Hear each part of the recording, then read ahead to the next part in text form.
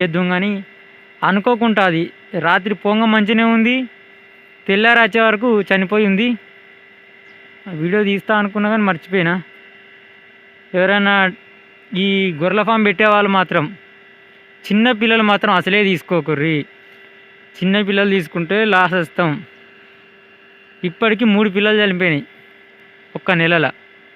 తీసుకొచ్చి నెల 15 రోజులు అవుతుంది అంతే, 3 పిల్లలు చనిపోయినాయి. ఇక నేను తీసుకొచ్చి ఏం ఫాయిదా చెప్పండి.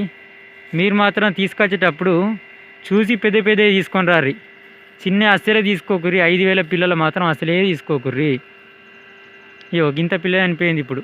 ఈ నల్ల బ్రౌన్ కలర్ పిల్ల కనబడుతుందా, అంత పిల్ల చనిపోయింది ఇప్పుడు.